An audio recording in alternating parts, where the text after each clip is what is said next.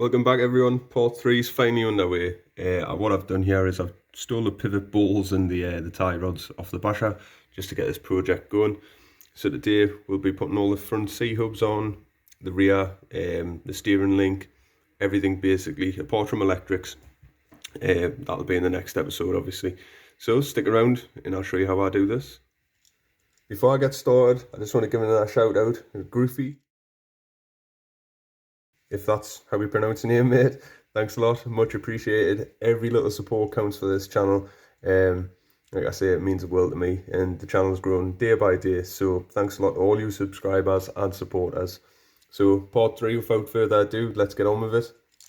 These hubs, they come with a left hand side and a right hand side, so make it easier on me or you if you're building it. Just turn the car around, so now you've got the left on the left, right on the right.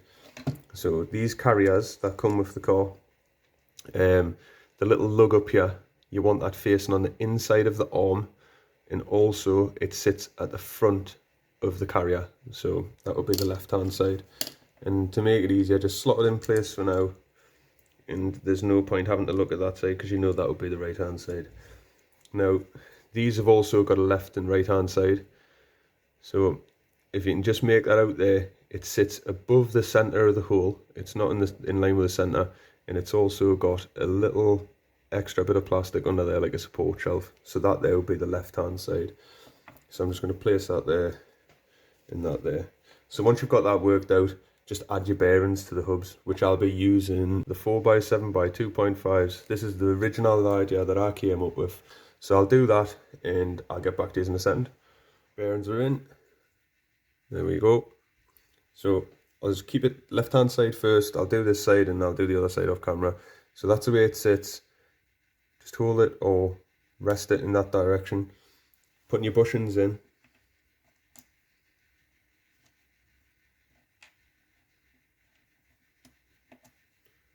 And you can either hold it like that now, or because I've got a gimpy thumb, I just take the carrier out, sorry. Hold it still and just slides in. There you go. Just add your 2 screws. I've got the 2 screws down here that come in the kit. That's them there. So I'll just use them and I'll show you once I've done. That's both sides screwed together, and just to make sure there's no binding within the screw, both free moving. So I'm going to turn the car around, plus these parts, we know which way to go. It's just for the pins to go in. I'll show you how I do that. I've flicked the car around and I've put obviously the knuckles on the opposite side now. So remember to do that. When you're fitting these, I'll fit this and I'll show you what happens with the pin. So if you can see the pin there, that's sat a little bit proud. So on the left hand side, what I've had to do is I've just had to sand it down a little bit, and it's completely flush there. I'll show you how I do it and what I used. So all I use is sanding disc, pretty coarse, in the drill, hold it down on the desk.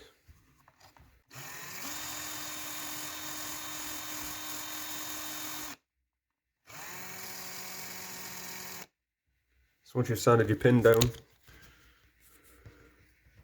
you can just see that there. So that's nice and flush now, just a light sanding. Once you're happy with your pins, you do get the little retainer grub screw there, the little pan head screw.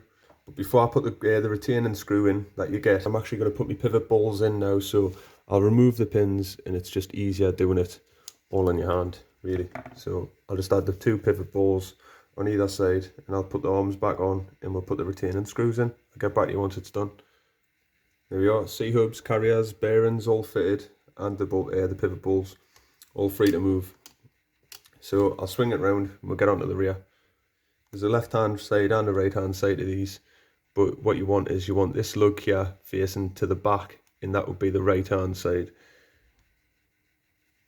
That would be the left hand side, obviously. Make sure you don't put it in the wrong way.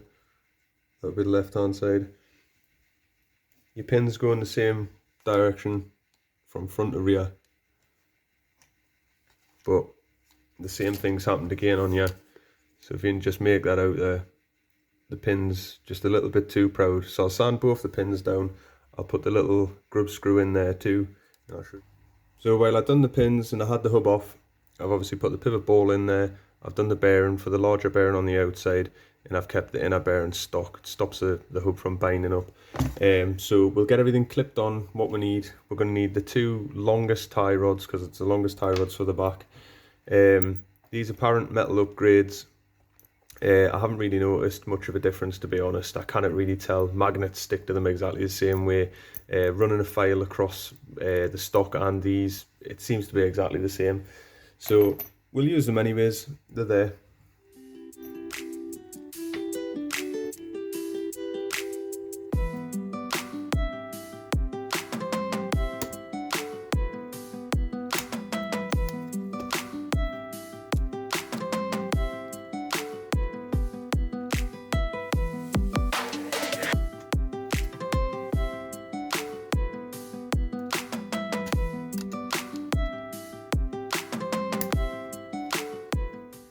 So that's both of them in there. Looks alright. I like the black actually being in there. So you can see there with the larger bearing in and the smaller one on the inside the hub, there's still plenty of room for that pin to go through. A little bit of movement there as well.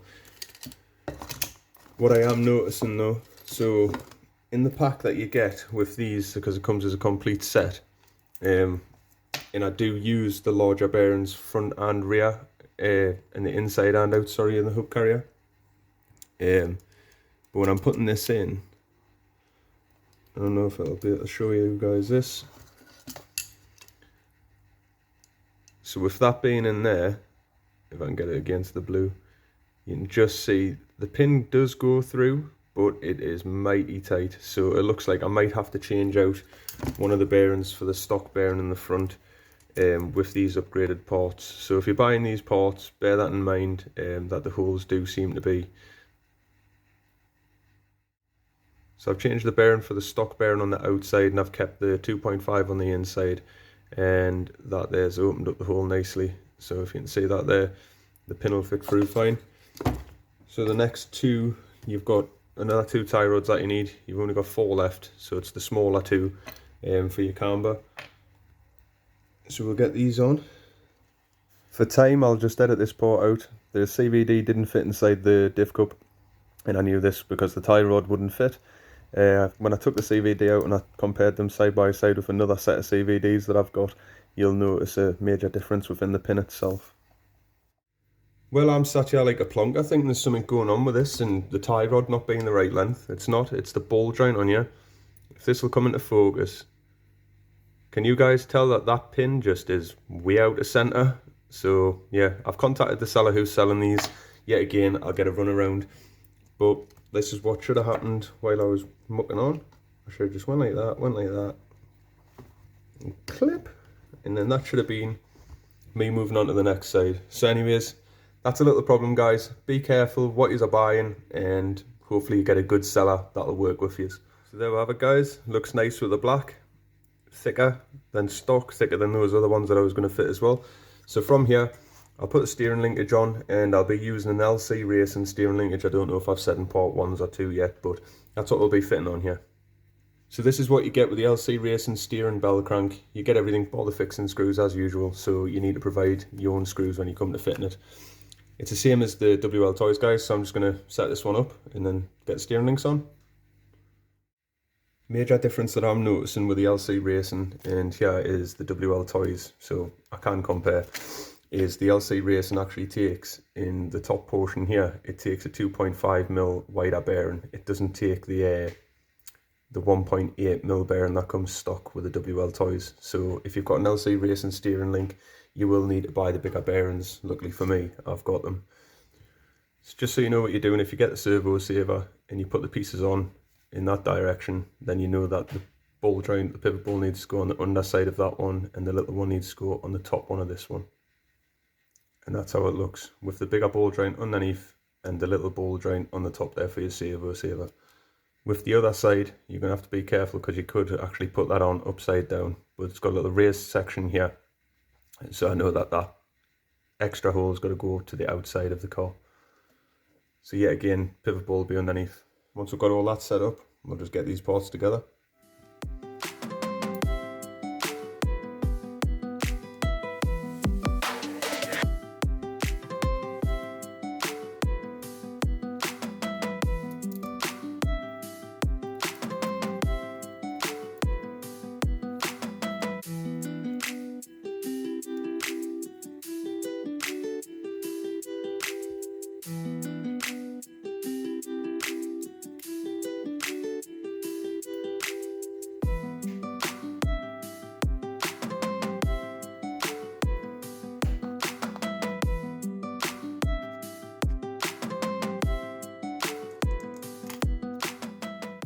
So there we have it, guys. That's almost complete. Just the electrics to go. The LC Racing steering link fits just as usual, but like I say, you've got to use the 2.5mm bearings, and for some strange reason this post here seems to sit way prouder than that post there.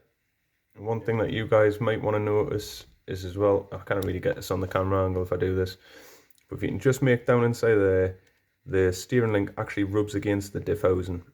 From there it would just be a case of plonking the top deck on, and then we'll wait for the electrics. But one thing I've noticed is right under here, the gear rubs the top of that top deck. So I don't know if you guys have noticed that on your stock versions. I certainly didn't, not until I built one myself. But anyways, in part 4 we'll be getting the electrics done, everything like that, suspension, we'll be putting the body on. I've also got to show you some 3D printed wings. But that's it for part 3, guys. I hope you've enjoyed that one. As always, like, comment, share and subscribe, and I'll catch you guys in the next one.